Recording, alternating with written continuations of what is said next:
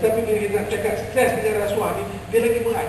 Nanti kita akan tengok apabila ada berlaku perlakuan rasuah yang tak kena mengena, yang tidak terlibat tetapi berada di dalam jabatan yang sama, apatah lagi terpaksa jadi saksi, akan jadi stres. Bebanan ini boleh wujud dalam bentuk ancaman. Yang ini kalau dia rasuah, dia rasa terancam, takut orang tahu. Walaupun dia tidak terlibat, tapi dia nak report, dia takut. Ada yang sangat stres sebab berlaku perkara-perkara yang tidak baik di jabatan. Dia merasa benda salah, tetapi dia nak cakap, dia takut. Tak cakap pun dia takut. Ini salah satu punca stres. Ini kalau berlaku rasuah. Stres yang lagi teruk ialah stres dalaman diri kita. Stres yang kita nak satu benda tapi tak dapat, stres kan tu. Stres tu. Tengok kawan-kawan pakai iPhone 14, kita masih lagi Huawei, stres tu. Kita masih lagi konsep tudung glamour, kawan dah bawal yang ada awning, stres juga. Stres yang tidak diperlukan. Tetapi dia akan ada, mustahil tak ada. Dulu orang kata, dulu sahabat saya kena anxiety disorder. Dia stres, dia datang ada banyak betul. Depression, anxiety, stres. Kalau tak dikawal, dia akan jadi schizo, bipolar. Banyak. Dulu di bahagian pendidikan masyarakat, saya ada 7 orang klinikal. Masjid di Lenggong, masjid di mana lagi. Jadi, jadilah dia 70 kilometer. Jadi kita pun buat 70, sebenarnya hanya 40 tanpa kita sedar. Dalam pertukaran luar daerah, saya ingatkan ini sebab ini kes pertama yang saya siasat. Saya jadi IO tahun 85, kes tuntutan palsu oleh seorang jururawat. Dan tahun 2018, sebelum saya bersara, masih ada isu kes pegawai-pegawai perkhidmatan awam membuat tuntutan palsu menggunakan risip palsu dari hotel. Terbaru tahun lepas berlaku lagi, tahun 2022. Saya ingat dah 2018 tak ada, lepas Covid dah mula buka boleh bertugas, berlaku lagi awal tahun dulu.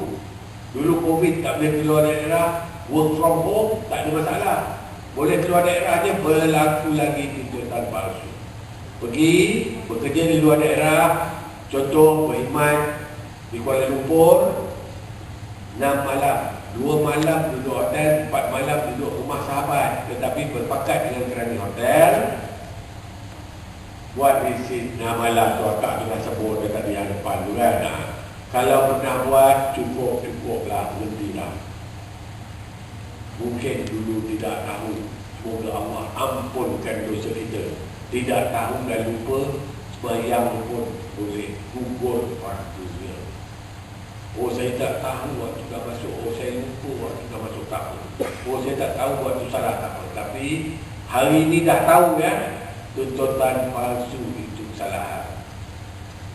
Itu balik-balik tadi mengambil sesuatu yang bukan hak kamu sebenarnya. Bahasa undang-undang kita ni semua dah di-cover dalam surah Al-Baqarah. Wala ta'kulu amwalakum bainakum bil batil. Jangan ambil sesuatu bukan hak kamu. Hak kamu ialah 2 malam tidur hotel, 4 malam tuntut lodging. Tak payah tidur rumah kawan, tidur dalam kereta depan masjid. Senang nak ke bilik air pun layak lodging. Payah sangat kalau pegawai kewangan, PT kewangan tanya, cik tidur mana? Masjid Asyakirin Jenderal Bilik. Itu masjid depan rumah saya. Memang tidur situ? Ya, dalam kereta. Kenapa tidur situ? Tak mampu nak ke hotel. Saudara tak ada sini. Kenapa depan masjid? Senang kita lihat. Habis kita. Sebab mudah nak kira mileage daripada Masjid Asyakirin pergi pejabat berapa balik hari-hari kan. Tu ada nakkan alamat. Buatlah Masjid Asyakirin. Dia tak kata, oh tidur dalam kereta tak layak lodging. Tak, dia kata bermalam di luar daerah. Bawa kemah ke dalam kereta ke, tidur dekat wakaf ke, layak. Itu hak kamu. Yang tak bukan hak kamu ialah pergi ambil risik hotel. Yang bukan hak kamu ialah yang kamu kata kamu menziarah nazaran 8 masjid. Sebenarnya 4. ada dalam wala taqtulu awladakum baru jadi undang-undang. Dan yang ketiga, bagi mereka yang terlibat dalam memperakukan kerja siap, perolehan telah dibuat dan sebagainya. Kadang-kadang ni berbalik pada integriti tadi dua perkataan ya, al-qawi al-amin, komputer. Sahkan kerja siap kerana tak semak, percaya bulat-bulat dengan pembekal. Tak dapat satu sen pun, tak boleh duit. Saya tak dapat apa ibuhan. Betul, SPM tak boleh buktikan tuan-tuan dapat duit. SPM tak boleh buktikan ada pembayaran daripada kontraktor, tetapi mensubhati. Sebab kamu luluskan, maka isu tidak kompeten tadi adalah isu integriti. Malahan isu tidak kompeten tadi, tidak cekap menjalankan tugas, jadi isu jenayah.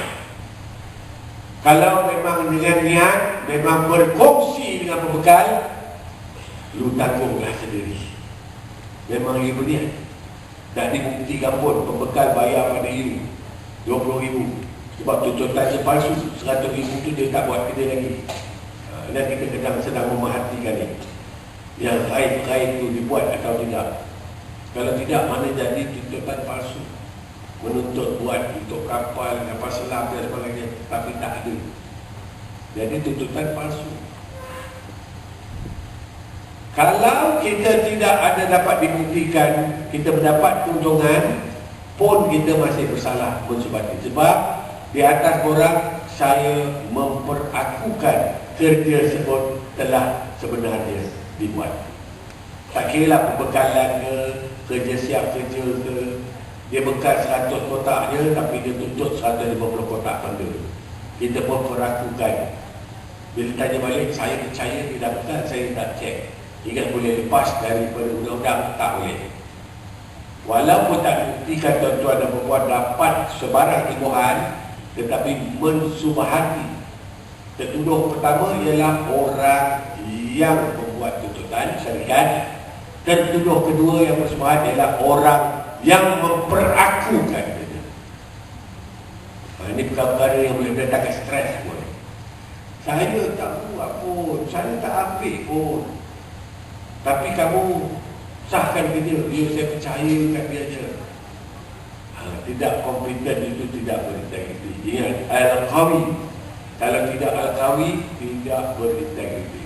So, make sure be competent. Cuba sedaya upaya tuan-tuan terus memperbaiki diri, belajar untuk jadi lebih baik setiap hari, lebih kompeten dalam tugas kita.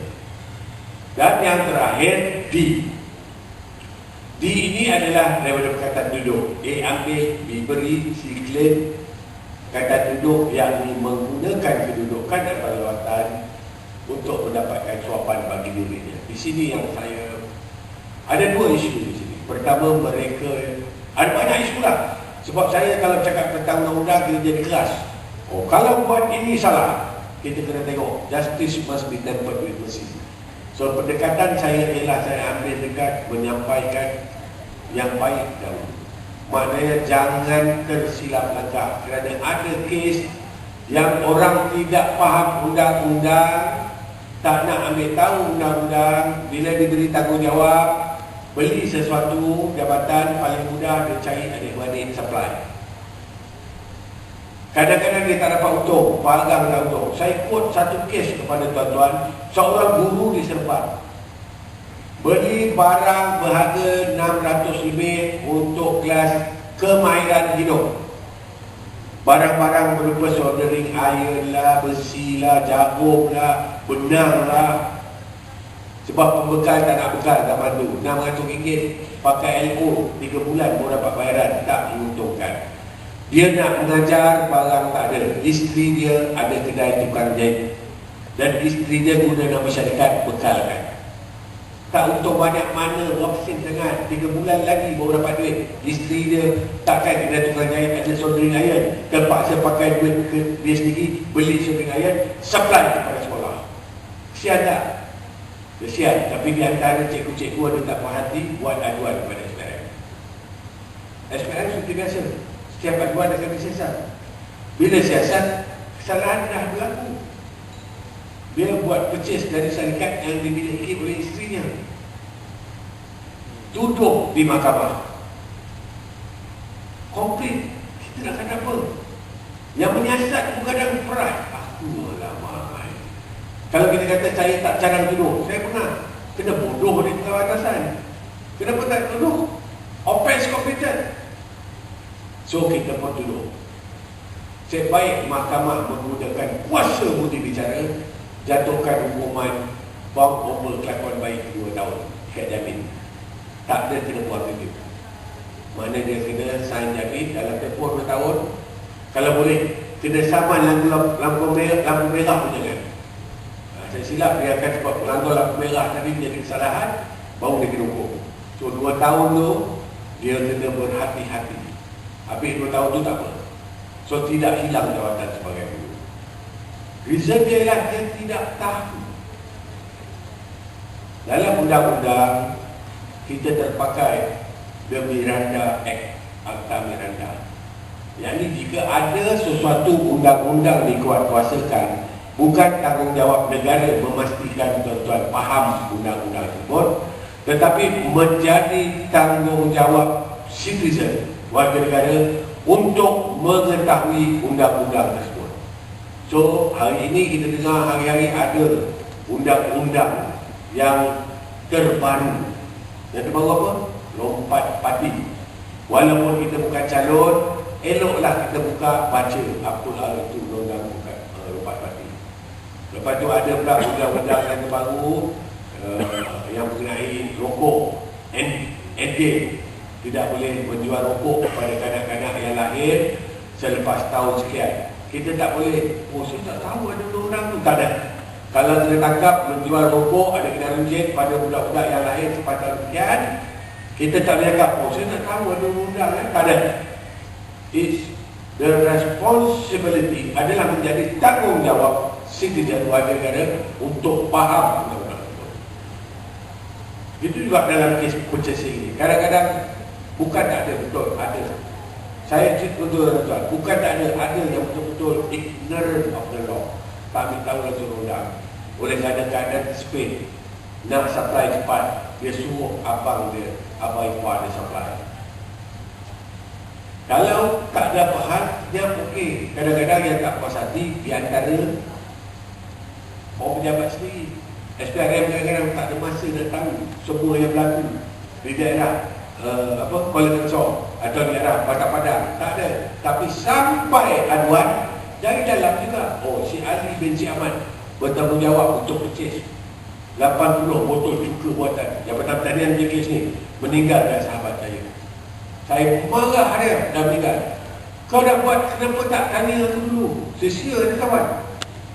Dia pun dah meninggal, umur muda daripada saya, tetapi dia meninggal, jadi tak cepat habis siasatan. Kesian dalam proses nak pencet. Kalau kawan pejabat yang reportkan, dia kata cuka, apa nama ni, ada orang tanya sini, dia panggil apa, cuka apa namanya, dia proses tu. Dia nak cek di tempat dia tu yang paling murah, syarikat yang ada ipar buat. So dia nak menjimatkan duit jabatan dia beli pada ipar. Tanpa mengetahui itu kesalahan. Jimat jabatan.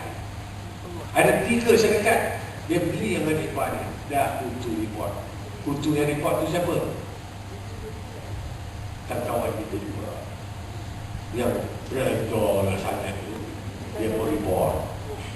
So dia telefon saya, Tok, calon dia tu, perempuan yang dah meninggal arwah. Kenapa? Saya nak cek ni. Kau tahu tak benda tu kesalahan? Jelas. Tak tahu. Allahu Akbar. Saya nak cakap apa? Saya boleh cakap dengan ayah kuasa yang buat kes tu, kau tengok je lah. Dia jadi tahu. Aku pun cakap betul. Tok kata biasa tu. Tak tahu dia jawapan semua orang. Walaupun genuinely tidak tahu, walaupun sebenar-benarnya tidak tahu, sebab dia menyatakan dia menjimatkan duit jabatan, dia beli daripada syarikat yang dimiliki oleh adik iparnya. Syarikat pesaing yang lain lagi mahal. Dia panggil apa? Cuka tanaman apa? Proses. Cuka kayu ke apa dia lah, untuk tanaman ada, untuk cuka kayu, betul tu. Cuka kayu lah punya. Untuk dia pertanian. Saya dulu berdekat pertanian tapi dah lama tinggalkan. Akhirnya dalam proses siasatan, dia dah nak bersara ni. Mohon untuk bersara pada umur 58. Kalau dia kat tu 2-3 tahun lepas. Dia kan 56. Waktu saya umur 58. Saya dah bersara. Sebab saya crossband, saya kebanyakan menggunakan saya. Sebab saya tak berpercaya. Saya masuk pada formal 4.6. Jadi crossband saya 4.4. Jadi kita nak berpercaya kan. Kita lambat sikit lah. Sebab itu yang sekarang ni kalau crossband macam tu je. Datuk Elias, ada orang tanya di sini. Datuk Elias, DKP, itu crossband saya masa universiti buat diploma. Datuk Ahmad Syafawi, MSN, itu crossband saya. Semua bersara dan depan. Baru umur 9. Jadi saya bagi tahu dia kenapa tak telefon saya bertanya sebelum buat. Ni kawan ni kesian. Dalam dia stres, mungkin stres. Dia kena stroke dan meninggal dunia. Allah nak selamatkan dia daripada dimalukan di dunia. Sebab mungkin niat dia baik. Mungkin Allah kata ini jalan terbaik dia. Sebab kita kalau tidak memang terpaksa. Nak kata kena offense committed. Macam cikgu tadi, offense tak committed. Yang ini saya minta tuan-tuan dan puan-puan, sila berhati-hati. Kalau nak buat juga, dengan niat memang nak tipu, teruskan.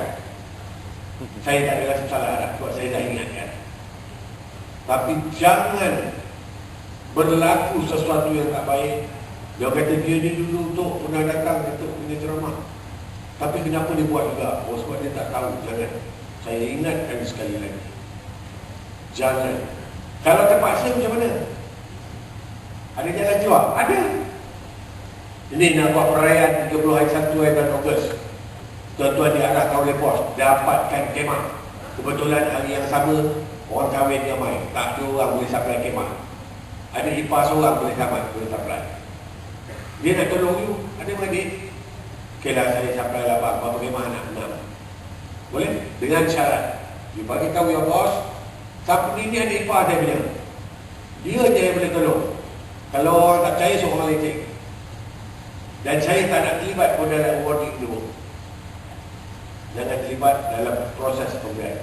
Takkanlah orang lain tak ada. Takkan mesti dia seorang yang buat. Mesti orang lain kan. Paling tidak bos ni lah pilih. So dalam purchasing daripada company yang kita ada kaitan, kita jangan terlibat. Yang jahat pun buat macam tu. Macam saya cerita tadi, yang dapat tanah banyak kan. Dia buat macam tu lah. Dia tak berintegriti. Kita mahu cakap. Pada saya dia tidak berintegriti. Dia bijak tapi dia tidak berintegriti. Jadi semua permohonan yang mana ada kena mengenai dengan dia, dia cuci tangan, paskan timbalan. Timbalan paskan dia. Minta maaf cakap, saya cakap dengan integriti, saya tak cakap dengan undang-undang. Orang kata, oh dia tak bercerita pasal dia tu, dia tak salah undang-undang. Saya bercakap mengenai integriti. Undang-undang tidak boleh membuktikan dia salah. Tapi berintegritikah kita? Kalau kita menggunakan ruang lopong dalam undang-undang untuk mendapat kepentingan bagi diri kita. Dan akhirnya dikatakan ada tanah seluas negeri Melaka dimiliki oleh kaum keluarga. Utama cakap, saya tak cakap pasal undang. Saya tidak lagi terlibat dengan mana agensi perundangan. OSPM pun kadang marah dengan saya. Sebab kadang-kadang contoh-contoh yang saya bawa kadang sebagai contoh hukumannya. Saya contoh yang saya bawa contoh tengok lepas ni. Penjara 20 tahun dan dia bukan atau dan dia mesti kena ada dua. Selalu dia kata penjara atau kena satu-satu. Bagi kesalahan rasuah, penjara maksimal 20 tahun dan denda 5 kali nilai suapan atau RM10,000 yang mana beri. Walau bagaimanapun masih ada kuasa budi bicara pada hakim nak mengubah. Sebab baru ni ada juga yang dikatakan ambil rasuah 1 juta, dendanya 1 juta, dia tak 5 kali nilai suapan. Bagi kita ingat di bawah kanun acara jenayah masih ada kuasa budi bicara diberi kepada hakim dalam menjatuhkan hukuman. Ini yang saya nak bawa contoh ni. Ada beberapa pengajaran daripada contoh ni. Tuan-tuan tengok siapa pegawai yang kena tu, siapa tertuduh tu, seorang ejen keledai Malaysia ya. Bekerja di mana? Dulu masa saya bekerja lagi, saya pakai contoh ni, bos saya marah. Kenapa kau memalukan jabatan? Saya cakap, saya bukan ayah kecil kita ke? Ini kelihatan akbar. Ada beberapa pengajaran yang saya nak bawa. Pertama, realiti cabaran ke atas integriti. Dia tidak mengenal pertama jabatan, kedua jabatan, ketiga agama, keempat bangsa, kelima gender. Tiada batasan sempadan. Semua orang akan tercabar. Saya cakap tentang penguasaan tidak sahaja bomba, polis, penguasa. Saya cakap perolehan tidak sahaja mana daerah pejabat tanah. Di SPRM pun ada buat perolehan, di SPRM pun ada buat kerja-kerja pembangunan, di SPRM pun ada buat tuntutan, di SPRM juga ada buat penguasaan. Dan contoh yang saya bawa adalah seorang pegawai. Pertama, untuk menunjukkan realiti bahawa cabaran integriti itu sangat-sangat realistik. Tidak kira di mana kamu beriman, tidak mempertahankan. Tak bolehlah kita nak tepuk dada cakap aku kerja SPM, pasti aku tidak penting. Aku tidak ada masalah. Aku kerja Jabatan Agama Islam, mustahil aku buat tuntutan palsu. Aku kerja di integriti, pasti aku integriti. Janggut aku panjang, pasti aku alim. Kalau begitu, pasti kambing-kambing itu lebih alim lagi aku. Entah mana cakap, saya nampak berada janggut panjang. Kita janggut panjang ni berat, memang berat. Kita janggut panjang ni memang berat. Tu saya belum bisa, bang, dulu masa kluster tablik, saya pakai kurta pergi ambil ubat untuk isteri saya tu, beratur di Putrajaya. Dia bila beratur tu ada satu tempat nak tanda, sepatutnya di depan, dia lari di depan lagi, tinggal kosong di depan. Yang belakang ni patut ada ruang, dia lari belakang lagi. Boleh tak cerita tu? Encik tak balik kan? Aku tanya, balik mana? Bukan, itu tak balik, itu COVID. Nampak? Tak pasal-pasal dia kata saya tak balik. Masa tu saya nak jangan misai, tu saya bila boleh misai. So saya balik dah sekarang. Dulu tak balik. Maknanya ini bukan, tapi kita berusaha bubur janggut supaya segallah sikit nak buat yang bukan-bukan. Cantik lagi macam abang pakai kopiah. Kita berusaha setiap hari. So kalau kita buat benda baik di pejabat tu, tak apalah orang nak marah kita macam baik sangat. Tak apa, saya belum baik, tapi saya berusaha nak jadi baik. Dan kita selalu komplain, payah nak cari orang yang baik. Kita bermula pada hari ini, keluar dewan ni, kita tak akan jumpa orang yang baik kalau kita cari, tapi kita boleh cari satu, bermula dengan diri kita. Hari ini, kita lah jadi orang yang baik semua. Kita selalu komplain di Facebook, payah nak cari orang baik dalam dunia. Orang lain pun komplain juga. So maknanya kita pun tidak baik. So mulai hari ini, boleh kena payah ni nak cari orang baik, keluar daripada dewan insyaAllah. Belum tentu baik. Kita janji kita berusaha jadi orang baik. Sebab macam saya kata tadi, akhirnya Allah akan hukum hakim kita di atas usaha kita. Ingat cerita burung kecil tadi. Baik, dalam kes dia, ingat tadi kesalahan tadi. Pertama ialah meminta atau cuba mendapatkan. Mencuri, dia tak ada kata cuba mencuri dan berjaya mencuri. Tak ada. Mencuri, dia pecah pintu apa pun, dia cuba mencuri dia. Dia tak tolong curi dah. Dalam kes rasuah, dia pergi, dia minta, macam kes ni, dia minta 250,000. Bincang, dia minta kurang, jadi 200,000, dia setuju 200,000. Minggu depan, dia ambil dulu advance, down payment 5,000. Akhirnya dia ditangkap oleh SPRM, tubuh pejabat, dia di SPRM Selangor. Dia dituduh pertama ialah cuba mendapatkan RM250,000. Cuba mendapatkan. Tuduhan kedua dia bersetuju untuk terima RM250,000. Tuduhan ketiga ialah menerima RM5,000. Makna baru pegang RM5,000. Dan dikenakan penjara 13 tahun penjara berjalan secara berasingan. Kalau berjalan secara serentak, okey. 5 campur 5 campur 3 jadi 5. Berjalan secara berasingan, 5 campur 5 campur 3 jadilah 13 tahun. Kemudian didenda 250,000 kali 5 campur 200,000 kali 5 campur 5,000 kali 5 Maka akhirnya dia dikenakan denda 2.275 juta ringgit. Bekas pegawai SPM. Masa dia tangkap, dia masih lagi pegawai SPM. Dan pengadu itu adalah seorang yang sedang disiasat oleh SPM. Dia tahu kes tersebut gagal dibuktikan. Dia tahu bahawa DPP dah bersetuju untuk tutup kes itu. Dia pergi jumpa dengan orang yang mengadu dia kata dia yang akan bantu untuk tutup kes. Sebenarnya dia tak ada kuasa pun, tapi dia ada tahu dah kes itu dah dikaji, dah keluar keputusan, belum sampai kat dia lagi file. Jadi dia pergi yakinkan pengadu bahawa dia boleh bantu untuk bab rasuah ni tuan-tuan. Saya teringat satu dalam kisah bab rasuah ni kadang-kadang. Saya nak relate dengan tuan-tuan. Dia bukan kata yang jadi rasuah ini sahaja yang jadi salah. Tuan-tuan masih ingat kes seorang pegawai SPM yang telah dijatuhkan hukuman kerana mengambil wang-wang yang disita dari satu kes yang lain, dan kes yang lain itu semalam atau 2 semalam telah dibebaskan oleh mahkamah. Ingat? Saya tak boleh sebut nama sebab kes itu dah lepas. Jadi tertuduh itu dah tak jadi tertuduh.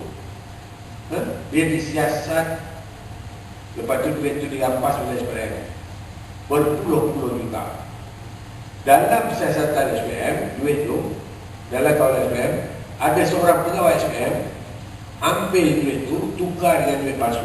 Ingat, dia tak berasuah pun, dia menjaga harga.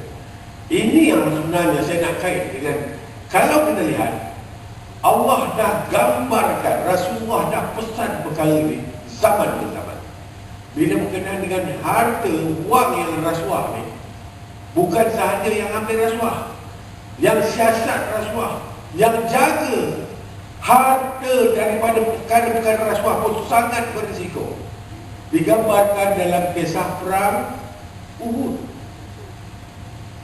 Rasulullah SAW dah dapat gambaran bahawa pasukan musuh akan membawa banyak harta nak merasuah anggota pasukan yang simpati dengan Islam. 313 dia yang Muslim, yang Islam, yang lain bukan, tapi simpati. So Rasulullah pesan 313 orang saja keluar, yang lain bertahan di kota Madinah. Sebab dia dah dapat maklumat, intel dia dah ada, pasukan musyrikin Quraisy akan merasuah. Rasulullah cakap preempt. Dia pesan dengan mereka di Bukit Pemanah, Jabal Uhud. Siapa nak pergi umrah, kita tengok Bukit Pemanah. Dia tunjuk di mana pemanah berdiri, di mana musuh datang. Dia kata kamu jangan tinggal kampus. Masa datang, masa tu 1000 lebih musyrikin, 313. Tapi mereka ada advantage Bukit Pemanah, kucak kaca tentera musyrikin. Dan bila kucak kaca berpatah balik, dia nampak, dari pemanah ni nampak orang mula merebut harta. Harta apa? Harta yang digunakan untuk merasuah. Siapa pergi perang bawa harta? Tak ada orang pergi perang bawa makanan, bawa peluru. Tetapi dia bawa harta itu tujuan untuk merasuah. Niat dia untuk guna untuk rasuah. Bila turun pemanah, puncak kaca, di situlah meninggalnya Sayyidina Hamzah. Ada yang meninggal jumpa telinga sahaja.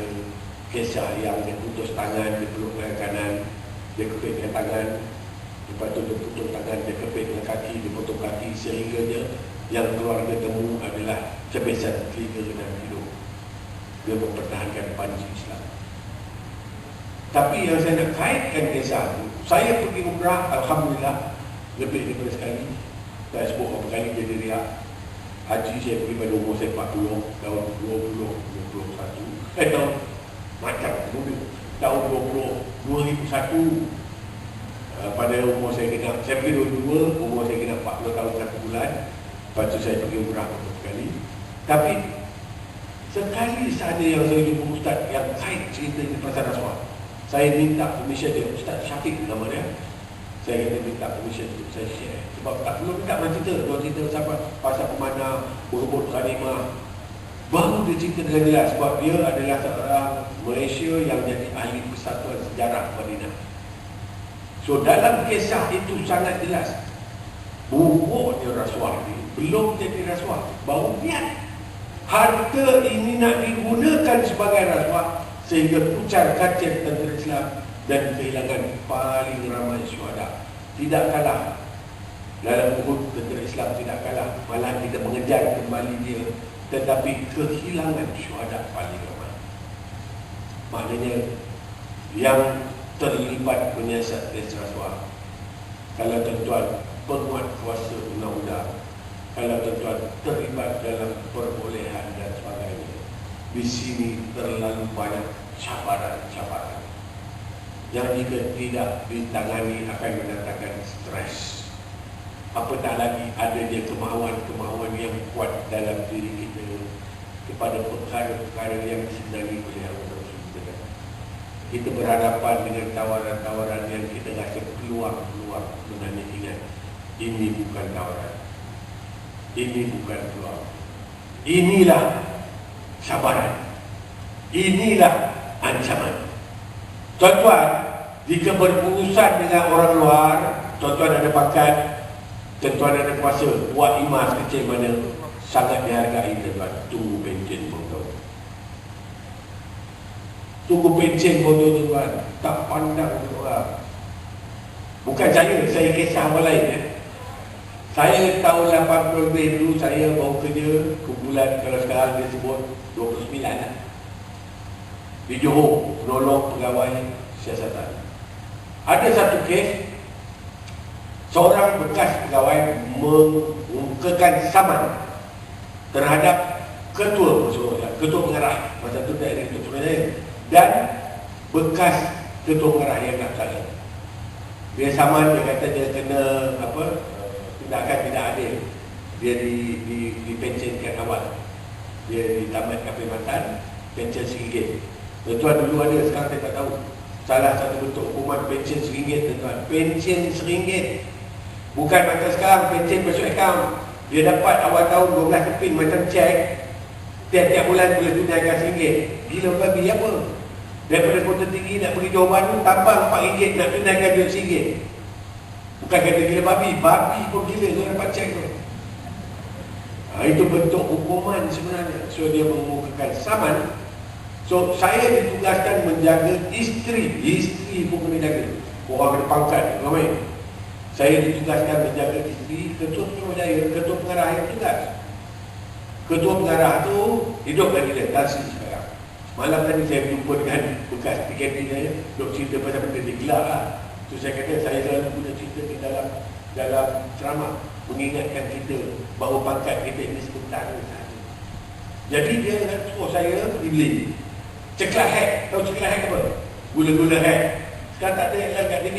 Orang tua yang botak, rambut ke belakang dia, oh yo, hack kan? Belilah. Dia mesin dua kan, dia bagi RM1. So, berapa tu? RM1. Nak test matematik. Berapa? Dia tak kira. Mesin dua, berapa? 40 bulan. 10 sen 4 kali RM1, 40 bulan. Lambat. Baru nak buka kalkulator. Budak-budak sekarang 9 bagi 3 pakai kalkulator. 9 bagi 3 berapa kak? Saya nak ada hijab ya. Lambatnya buka kalkulator. Masya Allah. 9 bagi 3 pakai kalkulator. So, dia ambil, kita serah pada dia. Terpulang pada siapa lah nak bagi kan? So, dia bagilah. Suami dia memang dia berhenti merokok. Jadi, dia kena ada ceklat hack dia. So, dia bagilah saya, dia bagi pegawai dekat-dekat. Maka lalulah Datuk Seri bekas KP. Dia lalu, dia padam. Orang makan. Dia lalu, dia padam. Dia pergi TV saya, dia beli. Dah pencet, tak ada mana ceklat. Dia lalu pula ke tepi kawan saya, dia beli pula. Dah pencet, tak ada mana bagi ceklat. Kau boleh kata, dah pencet, tak ada orang nak bagi ceklat hack. Ampun. Macam dia rasa kita tak pandang sangat dalam pencet. Sebenarnya itulah hakikat tuan-tuan dan puan-puan. Yang suka, yang rajin, yang meraihkan bantuan itu. Kerana tuan-tuan ada kuasa. Dan mereka ada kepentingan. Kalau tuan-tuan jatuh, sahabat saya kalau dia cerita, tadi saya berbual dengan tuan di Firdaus, dia tak pernah panggil dah. Sahabat saya dalam CD Global Venture, Tuan Firdaus. Pernah dengar? Firdaus Ramlan, Magistrate yang tertangkap oleh SPRM. Company yang saya freelance sekarang ni, CD Global Venture nama dia. Dia unik sebab ada yang menyiasat ke rasuah, ada yang kena tangkap dan kena penjara bilik rasuah, dan seorang lagi sergeant major yang menjaga kesalahan rasuah tadi dalam satu company. Kami keluar membantu sekarang ni, tak kisah badan tak apa pun, lepas kami degree bantu remaja anti bully dengan MRSM, part of our CSR. Sebab dia akan ceritalah, dia magistrate ibarat raja di daerah. Dia akan mula ceritanya tak kena tak apa, boleh jarang bertempat dada, menghayun payudara. Itu opening dia lah. Saya selalu mengejek dia bila gambar dia, boleh menggepak dada, menghayun payudara. Dia kalau mula dia, saya datang bukan saja saya berseloka, saya bercerita tak kena tak apa, boleh jalan mengepak dada, menghayun payudara. Itu permulaan dia. Tapi dia akan ceritakan betapa bila jatuh, orang yang pertama lari ialah orang yang dulu menyanjung kita. Dia kata akhirnya selepas dia jatuh, sahabat yang tinggal dia di skuadron itu ialah pegawai-pegawai SPRM yang menangkap dia. Polis-polis yang menjaga dia itu pun lari, orang mahkamah pun lari. Akhirnya dia kata towards the end, sahabat yang menjaga, tolong dia hantar anak sakit malam apa semua ialah pegawai SPRM yang menangkap dia. Bukan dia nak kata SPRM itu baik sangatlah, tapi saya nak tunjukkan sebab SPRM itu terpaksa saya jaga dia. Kalau dia hilang payah lah kan, SPRM pun dia tinggal juga jaga dia sebab dia tertuduh. Tapi menunjukkan bila kita dah tak ada apa-apa tuan-tuan, kita dah tak ada kuasa pun nak layan. So janganlah kita terperangkap, kita kembang dengan kerajaan orang, dengan apa. Sebab orang-orang tersebut adalah orang-orang yang berkehendakkan sesuatu dengan kita. Baik, sebagai yang terakhir tuan-tuan, terakhirlah sebab saya rasa saya dah ada janji berhenti pukul 1, tapi saya nak kongsi tuan-tuan bab hadiah tu tuan-tuan. Sebab bab hadiah ni yang sebenarnya, macam saya cerita tadi, saya pergi Bhutan, saya pergi Uzbekistan, saya pergi Fiji, saya pergi Maldives, saya pergi Vietnam, saya pergi China. Mana lagi yang saya pergi bantu buat plan integrity. Bila buat SWOT analysis, kita buat perbincangan strength and weakness of a civil servant. Hadiah menjadikan perkara yang sangat-sangat menjadi satu perkara yang mencabar kewibawaan seorang pejabat awam. Ingat tuan-tuan, sebagai pejabat awam, hadiah kalau dibuktikan ada unsur-unsur favor sebagai upah, sebagai dorongan, jadi rasuah. Jika tak ada, jadi kesalahan di bawah Section 165 Kanun Kesesaan. Tak kena 165 Kanun Kesesaan, tak isi bolang declaration, oleh kerana enggan patuh perintah Perkeliling 398 garis panduan penerimaan hadiah oleh pejabat awam. Itu dari segi perundangan ya. Hari ini saya bawa tuan-tuan dari segi cabang akhir pemerkasaan plan integriti diri. Cabang terakhir. Tadi kita dah sebut banyak cabang. Cabang terakhir ialah bab hadiah. Kita balik kepada konsep yang dibawa oleh Ibnu Tamiyah dalam kitab Fathul Bari. Dia kata ada 3 konsep hadiah dalam Islam. Halal, haram, haram. Saya tak nak cakap pasal undang. Pasal undang saya letak tepi. Sebab pada saya integriti jauh lebih tinggi pada undang. Orang yang berintegriti dia tidak takut daripada undang, kerana dia pasti dia buat perkara yang betul. Kalau dia berintegriti, dia tidak akan buat perkara yang tidak menyalahi undang, tetapi tidak betul dari segi moralnya. Orang berintegriti tidak akan cari ruang-ruang dalam undang-undang untuk melepaskan diri dia. Kaya tetap kaya, tapi tak kena tuduh. Sebab apa? Dia bijak sini. Orang berintegriti akan buat perkara yang betul pada setiap masa. Akan buat perkara yang betul. Sama ada dilihat orang tidak, sama ada dibuat orang tidak, sama ada orang tahu atau tidak dibuat. Baik, dalam proses hadiah, dalam trust, lanjutan kita yang terakhir, menjaga diri kita selagi kita berkhidmat, selagi kita ada jawatan, selagi ada ancaman-ancaman di luar sana, orang yang berkehendakkan, ada kepentingan dengan kita, jaga bab hadiah. Pertama, pegang kata konsep halal-halal, yakni 2 hadiah sifat silaturahim. Bila sebut silaturahimnya, ada di talian jarah. Hadiah bersifat ukhuwah, persahabatan, rakyat pejabat dan sebagainya. Halal bagi pemberi, halal bagi penerima. Namun awasi yang kedua, halal haram, yakni dalam keadaan seseorang beri hadiah kepada seorang penguasa. Penguasa semua ya, bukan yang pakai uniform dia penguasa. Wak Ima pun office boy di pejabat penguasa, maknanya seorang yang diamanah, dalam bahasa lain agent, seorang yang bekerja, khidmat awam, penjabatan awam. Seorang yang beri hadiah kepada penguasa kerana dia takutkan 2 perkara. Pertama, si penguasa menggunakan kuasanya mendatangkan bencana kepada dia. Aku kalau tak bagi ni korang, tak pasal-pasal aku tak dapat anugerah mak sebelah. Nampak? Si penguasa siapa? Pegawai penilai dia. Pegawai penilai pertama, bukan pegawai penilai kedua. Tapi dia bagi hadiah, takut dia datang kuasa. Kedua, dia takut si penguasa tidak mengembalikan haknya. Aku patut dapat, tapi sebab si Mina bagi hadiah, Mina yang dapat. Anugerah macam sebelah dia, belum dia lain. Besar ni masalah anugerah macam sebelah ni. Sampai orang suruh tak ada kan, sebab dia dah tahu mendatangkan banyak masalah. Halal, haram. Halal bagi yang terima, dia nak menjaga diri dia. Haram bagi yang terima, bila kalau dia terima, mengubah pemikiran kita. Kontraktor kat luar tu bagi hadiah, dia suka sangat dengan kita, dia sayang sangat kita. Apa silaturahim kita dengan dia, baik benar buah kita dengan dia. Nah, dia bagi sebab dia takut tuan-tuan lupa dia tahun depan. So bila raya orang lain bagi, dia pun bagi. Jangan tuan-tuan bila dah hujung tahun robot-robot, yang ada duit beli busangking tu bos, yang bukan duit beli harum manis. Kena yang hujung-hujung tu duit dan tak ada, beli buah kena. Bila kawan tanya buah kena mereka, aku dia important, kau punya beli Malaysia.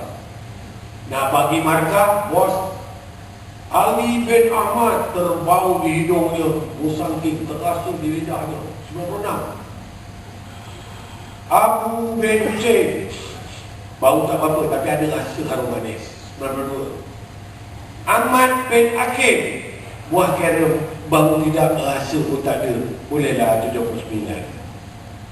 Kalau itu berlaku, haram dia terima. So tuan-tuan, awas diri-sendiri. Yang ketiga ialah haram-haram. Sangat jelas yang dah saya sebut mula-mula tadi, hadiah yang berselindung, dia sebenarnya rasuah, dia namakan hadiah. Atau yang dalam section 165, hadiah yang tidak setimpal. Tahu mana hadiah yang tidak setimpal? Section 165 ni, contoh dia ialah anak umur 4 tahun, dia bagi motosikal yang Davidson. Siapa kata boleh terima, sila kat tangan.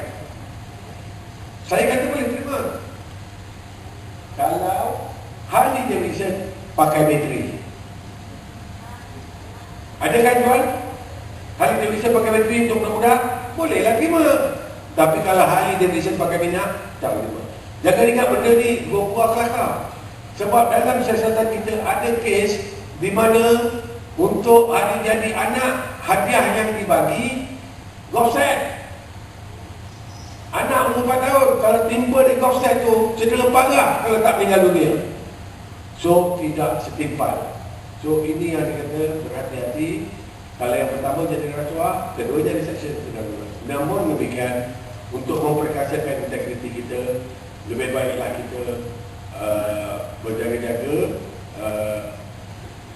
gunakanlah panduan halal-halal, halal-haram, haram-haram. Tuan-tuan dan puan, saya mohon maaf, saya ambil masa tuan-tuan 2 minit. Tapi saya maafkan tuan-tuan ambil masa saya 2 minit. Sebab saya tadi terpaksa benda 9:45, saya halalkan. Namun demikian, saya ambil 1 minit lagi untuk mengingatkan diri saya dan tuan-tuan dan puan, Buatlah plan integriti diri kita ni untuk jaga diri kita. Bukan sebagai pegawai yang cemerlang. Sebab kalau niscaya kita buat, kita jadi insan yang cemerlang, InsyaAllah. Sebab dalam hidup ni tak ada apa dah tuan. Macam kata lagu Nabi Said kan, apa yang ada hanyalah. Tahu lagu Nabi Said tu? Saya peminat Nabi Said, jadi saya minat lagu dia. Dia kata, aku menulis bukan kerana nama, karena sifat kasih pada sesama insan, dan menyatakan kasih sayangku. Kita sama, semuanya sama. Apa yang ada hanyalah ramai-ramai integriti. Sekali lagi, apa yang ada hanyalah integriti. Wabillahi taufiq wal hidayah. Assalamualaikum warahmatullahi wabarakatuh. Alhamdulillah, ucapan terima kasih yang tidak terhingga pihak majlis mengucapkan kepada Datuk Abdul Samad bin Kasab dalam menyampaikan